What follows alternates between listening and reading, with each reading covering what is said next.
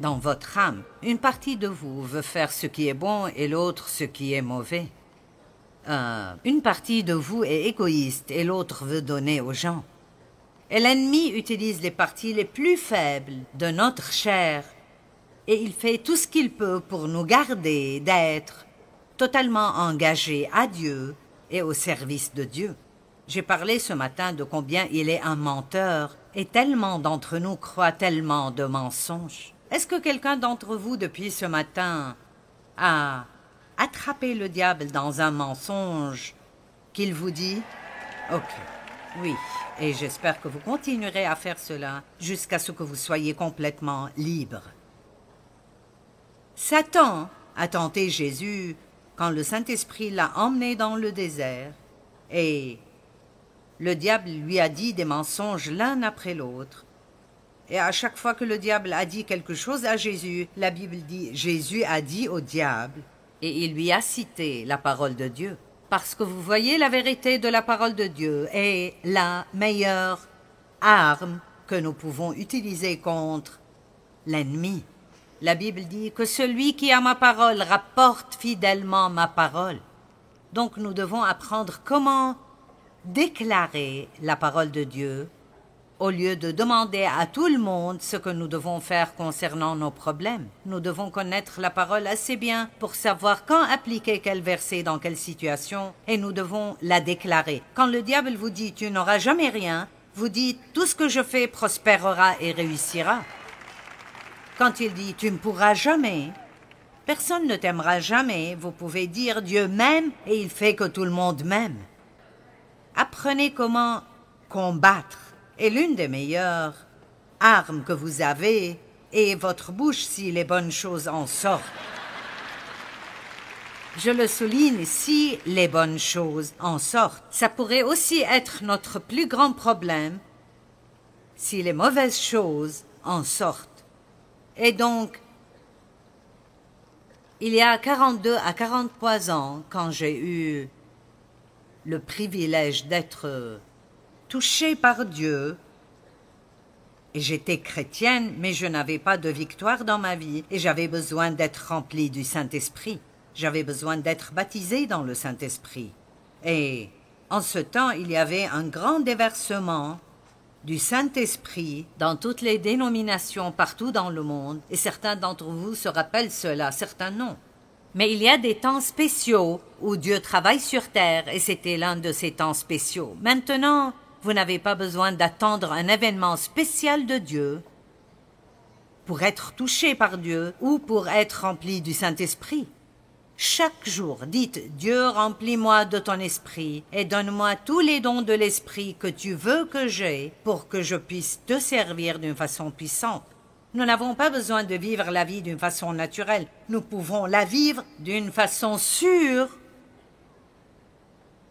Faites attention à surnaturel. Bien. Et donc, j'ai commencé à apprendre alors que le diable était mon vrai problème, pas les gens. Mais le diable était mon vrai problème. Il travaille à travers les gens. Mais très souvent, nous blâmons les gens quand nous devrions nous occuper de celui qui est derrière le problème. La Bible dit que Satan entra dans Judas et le fit vouloir vendre des informations concernant où Jésus était pour 30 pièces d'argent. Dans un autre endroit,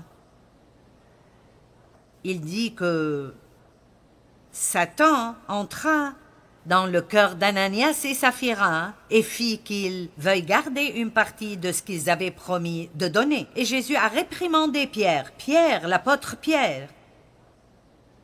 Quand Pierre a essayé de le faire, ne pas aller à Jérusalem et souffrir, et Jésus l'a regardé droit dans les yeux et a dit « Arrière de moi, Satan !» Qu'est-ce que vous en pensez? Je ne suggère pas que la prochaine fois que vous avez une dispute avec votre mari, vous le regardiez et lui dites « Arrière de moi, Satan !» Ce ne serait peut-être pas la meilleure chose à faire, mais vous pouvez certainement aller dans une autre chambre et le dire. Je ne dis pas que Votre mari est le diable, mais le diable peut travailler à travers vous, il peut travailler à travers moi, il peut certainement travailler à travers les non-croyants, mais il peut travailler à travers quiconque le laisserait travailler à travers lui. Combien d'entre vous comprennent ça? Maintenant, certains d'entre vous semblent être dégoûtés. Nous devons parler du diable? Eh bien, vous devriez espérer que quelqu'un vous parle de lui régulièrement, parce que si vous passez toute votre vie à penser qu'il ne vient qu'à Halloween avec un costume rouge et une fourche et des cornes en plastique sur la tête, il vous mangera tout cru et vous ne saurez jamais ce qui est arrivé à votre vie. Amen. Le diable se porte très bien sur la planète Terre. Mais les bonnes nouvelles sont que Luc 10, 19, « Voici, écoutez, je vous ai donné le pouvoir et l'autorité sur toute la puissance de l'ennemi, et rien ne pourra jamais vous nuire. » Maintenant, je ne veux pas que vous manquiez qu'il a dit que le diable a la puissance, mais il ne dit rien à propos d'avoir de l'autorité. « Voici, je vous ai donné le pouvoir et l'autorité sur toute la puissance que l'ennemi possède. » La seule autorité que le diable a est ce que nous lui donnons à travers notre manque de savoir ou à travers notre passivité quand nous ne marchons pas conformément au savoir que nous avons. La Bible dit que le soleil ne se couche pas sur votre colère. Et ne donnez pas accès au diable dans votre vie. Eh bien, combien de fois, pendant l'année, vous couchez-vous en colère, à côté de la personne contre laquelle vous êtes énervé? Allez, nous l'avons tous fait. Nous dormons sur le bord du matelas parce que je ne te toucherai pas. Tu ne me toucheras pas. Je faisais ceci et je me mettais là à geler toute la nuit parce que je ne demanderais pas la couverture. Eh bien, ça ne lui faisait pas de mal. Il avait 90% du lit et toute la couverture. C'est vraiment stupide, je veux dire. C'est juste, la colère vous fait juste faire des choses stupides. Amen. Et nous devons être lents à la colère. Et nous devons savoir comment nous en débarrasser quand elle s'empare de nous. Et donc, il y a beaucoup de choses différentes que nous faisons qui ouvrent la porte pour que l'ennemi ait de l'autorité dans notre vie. Maintenant, il n'avait pas d'autorité jusqu'à ce qu'Adam lui donne l'autorité que Dieu lui avait donnée. Mais Jésus est venu et lui a repris cela. Amen. Il lui a écrasé la tête et il lui a pris les clés de l'enfer et de la mort. Et maintenant, il nous a rendu cette autorité, mais l'autorité ne vous fait pas de bien si vous ne l'utilisez pas. Vous avez besoin de ceci, vous êtes comme... Et je comprends. Il y a près de 40 ans, je n'avais jamais entendu quelque chose comme ça et j'avais été à l'église pendant des années. Je savais qu'il y a un diable, mais je n'avais jamais rien entendu à propos de lui. Pensons-nous que ce n'est pas bien de parler du diable dans l'église? Eh bien, c'est un endroit assez sauf pour parler de lui, et je vous dirais qu'il est un menteur. Il vient seulement pour tuer, pour voler et pour détruire. Mais Jésus a dit, je suis venu, Dieu merci pour cela, je suis venu pour que vous viviez pleinement votre vie et pour que vous l'ayez en abondance jusqu'à déborder. Maintenant, quel parti prendrez-vous? Quel parti prendrez-vous? Allez-vous passer tout votre temps à dire des commérages quand personne ne sait ce dont il parle? Ou allez-vous vous lever le matin et prier et agir comme si vous saviez qui vous êtes en Christ et laisser l'ennemi le savoir aussi? Savez-vous ce que je dis le matin? Père, quoi que soit le plan ou le complot que l'ennemi a préparé contre moi ce jour, je le renverse maintenant au nom de Jésus. Tu prends soin de ma vie, pas lui.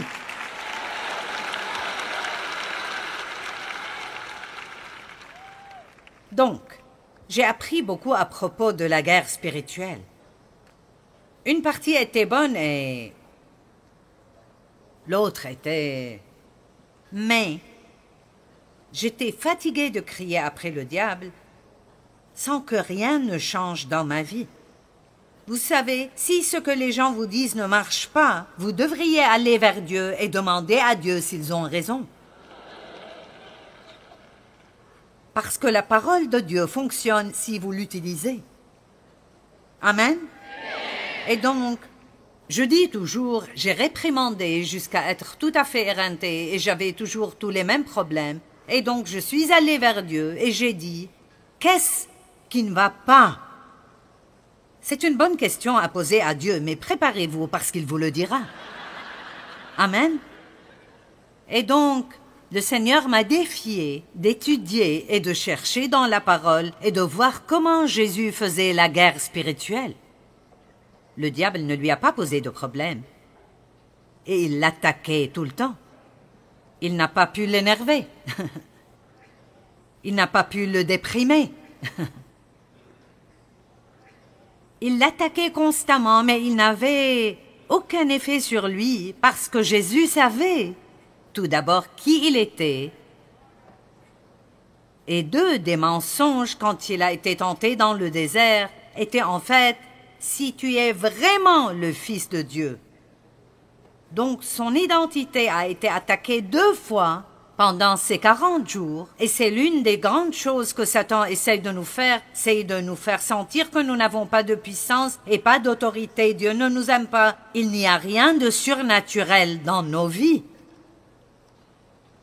Si vous voulez combattre et vaincre, vous devez savoir qui vous êtes et à qui vous appartenez. À qui vous appartenez et qui vous êtes en Christ. Écoutez, sans lui, nous ne sommes absolument rien, nous ne pouvons rien faire, mais à travers lui, nous pouvons faire tout ce qu'il veut que nous fassions. Celui qui est en nous est plus grand que celui qui est dans le monde. Si Dieu est pour nous, qui sera contre nous? Si Dieu est avec moi, de qui aurais-je peur? Et je pourrais continuer et continuer. Êtes-vous toujours là? Vous êtes là? Et donc, j'ai commencé à vraiment chercher parce que je n'ai pas vu Jésus crier après le diable. Et j'ai commencé à regarder comment il faisait la guerre et le repos est une bataille. Et je ne parle pas de faire la sieste sur le canapé, je parle du repos interne, d'avoir la paix dans votre cœur tout le temps, quoi qu'il arrive dans votre vie.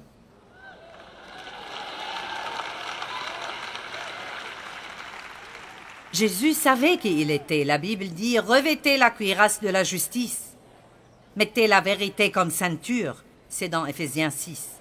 Jésus connaissait et marchait et vivait la vérité. Prenez aussi le casque du salut. Si vous êtes un chrétien, pensez comme un chrétien. Amen. Prenez l'épée à double tranchant, qui est la parole de Dieu. La gratitude est une bataille. Holly a parlé de cela aujourd'hui. C'est une bataille à chaque fois que vous remerciez Dieu au lieu de vous plaindre. Vous donnez au diable un œil au beurre noir. Vous m'entendez? À chaque fois que vous remerciez Dieu pour chaque petite chose que vous faites, au lieu de vous plaindre à propos de chaque petite chose que vous n'avez pas, vous combattez contre l'ennemi. Certains d'entre vous pourraient changer leur vie s'ils arrêtent de se plaindre et commencent à être reconnaissants, agressivement reconnaissants, tout le temps. Allez, j'essaye de vous aider. Pensez-vous que je ne veux pas me plaindre? Je veux me plaindre tous les jours. La chair aime vraiment se plaindre. Nous sommes accros au confort. Nous ne voulons pas être mal à l'aise. Nous ne voulons pas avoir chaud ou avoir froid ou nous asseoir sur une chaise dure. Nous ne voulons pas nous garer plus loin qu'à 3 pas de la porte d'entrée. Quand je suis venue à la réunion, j'ai vu des dames marcher de longues distances. Elles étaient justes. J'ai pensé, ouais! Faites tout le monde se demander où vont toutes ces dames.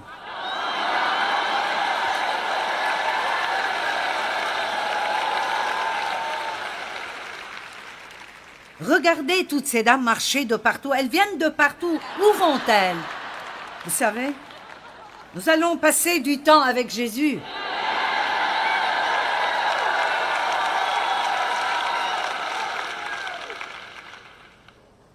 Mais l'une des choses, et la chose dont je veux vous parler ce soir, était que Jésus restait toujours au repos. Et je veux que vous me fassiez confiance quand je vous dis que si vous pouvez rester en paix, Donnie a chanté ça. Quand vous avez fait tout ce que je pouvais faire, vous prenez position.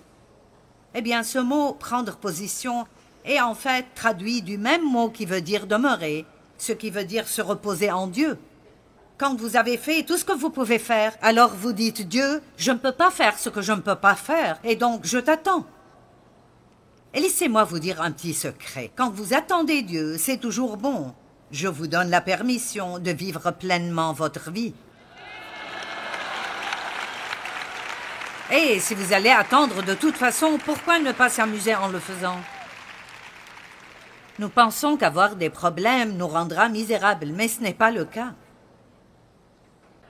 D'accord, écoutez, si nous devions décrire Jésus en un mot, si je dis « donnez-moi un mot qui décrirait Jésus », nous aurions tout un tas de choses différentes, mais j'ai entendu quelqu'un dire, et j'aime vraiment cela, il a dit « je pense que la meilleure façon pour vous de décrire Jésus est au repos ». Pouvez-vous imaginer Jésus frénétique à propos de quoi que ce soit? Il n'était jamais pressé. Il ne s'inquiétait jamais. Il a fait tellement de choses, mais elles étaient toutes faites dans le repos.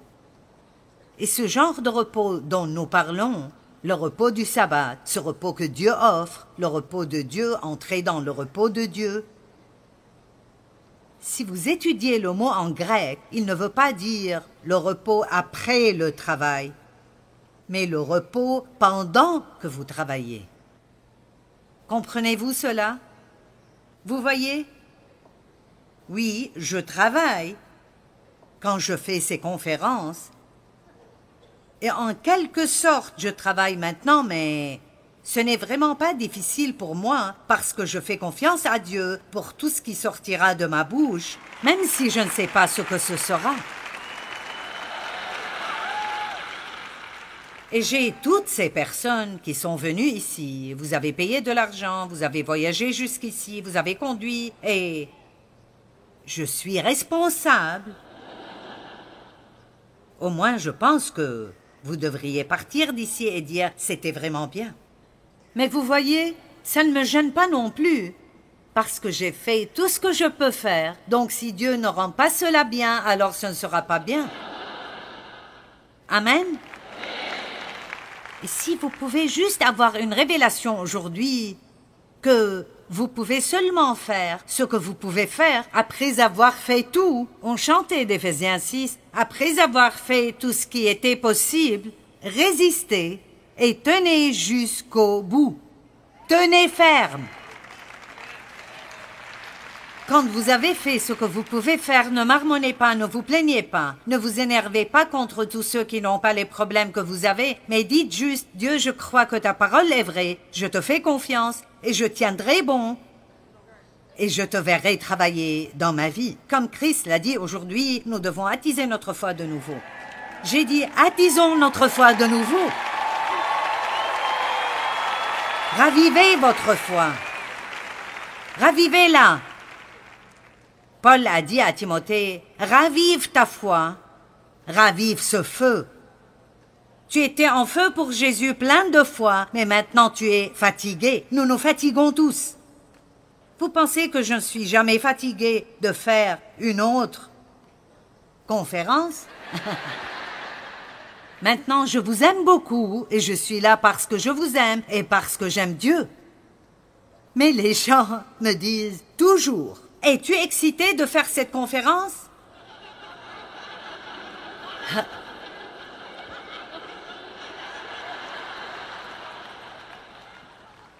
Eh bien, non.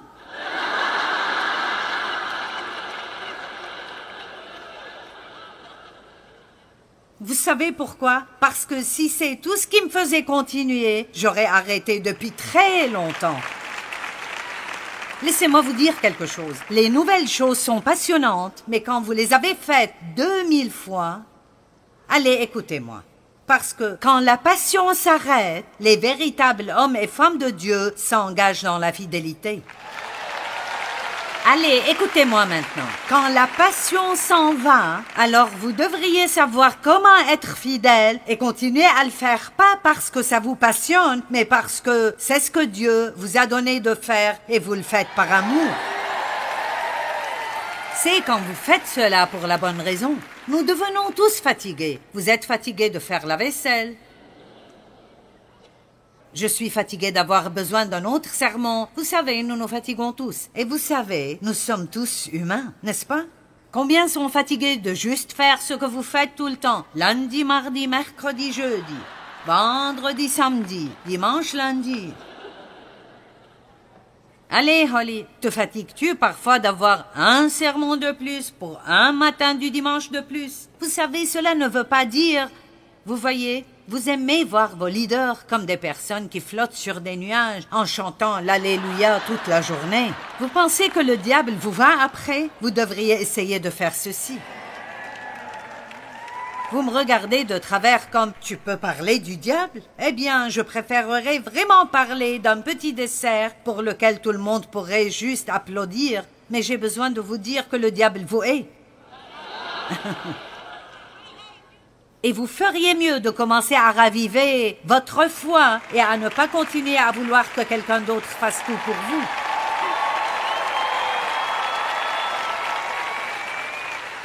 Tôt ou tard, tout le monde doit faire face à son Goliath.